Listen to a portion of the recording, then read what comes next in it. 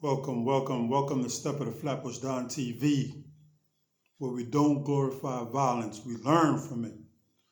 Heartfelt condolences to the families that burnt up in that fire. It's crazy. Every now and then I get comments from young brothers who want to know what it was like to live up in the 80s, back in the 80s. Sometimes I get some requests that I consider crazy, but then again, you have to think that sometimes people want answers to questions that they might have out of curiosity, right? So there's nothing wrong with a question as long as the answer don't really offend nobody or cause harm. Now this is for Jordan Cook. Jordan Cook want to know what's the wildest section in Brooklyn. I would say Flatbush, but I would just say that because I'm from Flatbush. But my experience, wherever you got projects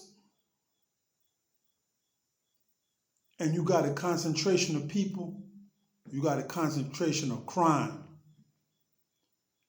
So when you talk about crime and wildness and talk Marcy Projects, Sumner, you're talking about LG, you're talking about Cypress, East New York, you're talking about Bronzeville. You know, those sections, you have a large influx of people, concentrated among the people, different personalities, frustration, a lot of different things, a lot of deadly mixes. So that makes the different mentality combined together dangerous and cause a volatile mix.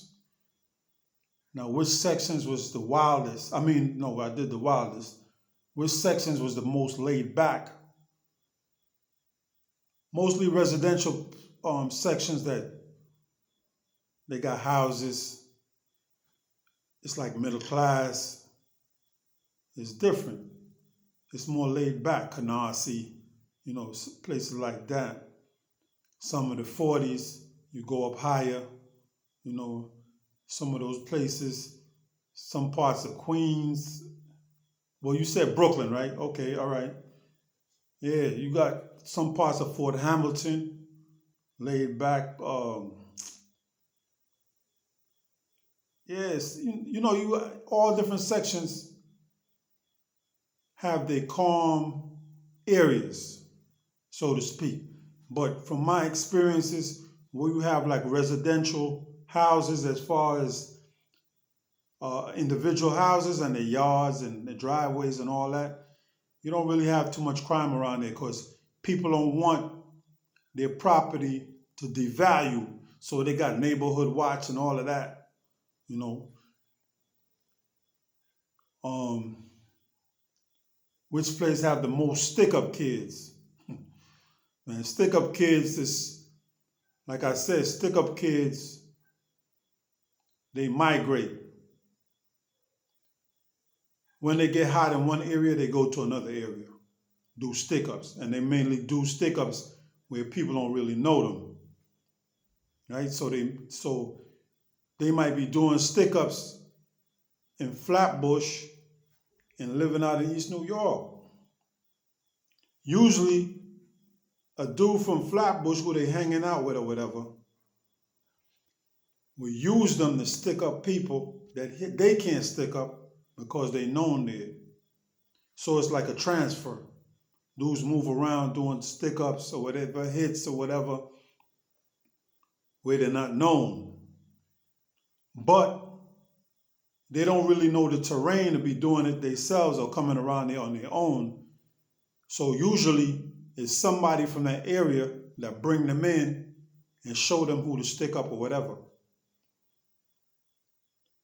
Who's getting the most money? Again,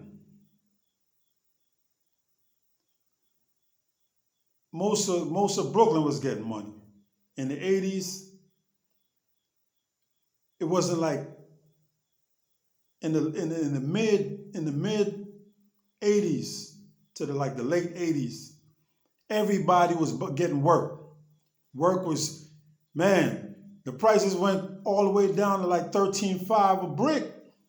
So everybody had access to work. It wasn't like back in the days when a brick was costing like 50 G's for the brick. And a lot of people didn't have access like that because they didn't have that kind of capital. So they couldn't buy no bricks. And they didn't really know the connects to get the bricks from. So back in the days, you had a lot of stick up. You had a lot of people selling weed, pills, and acid. You know what I mean? So, yeah. As far as killers, like I say, who had the most killers? Like I said again, killers, stick up, and you got a lot of stick up dudes are killers, because when people refuse to give up something or whatever, and these dudes are serious, they're gonna put one in you. They're gonna lay you down. Straight talk. They're gonna lay you down. If they're serious, they're gonna lay you down. Whenever you a stick up man, you got to be prepared to take life, and that's the crazy thing. That's when that robbery turned into a homicide. That's why them dudes used to have a saying, this is a stick up, don't turn it into a homicide. You know what I'm saying? So now, like I said, people migrate.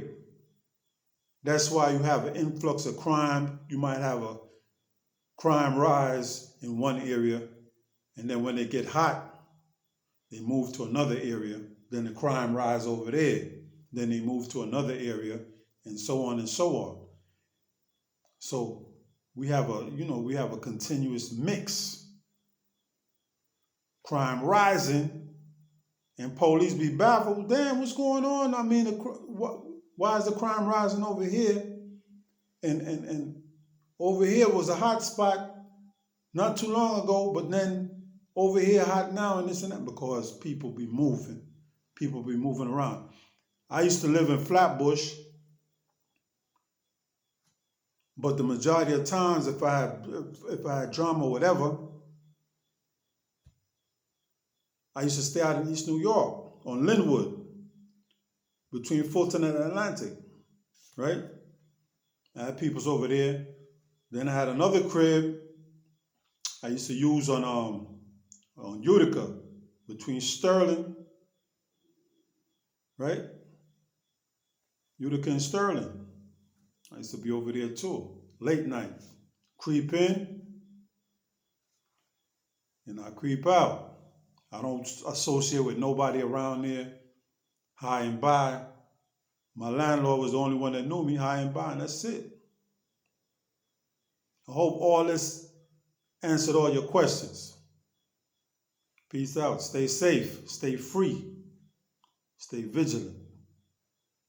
Stay humble.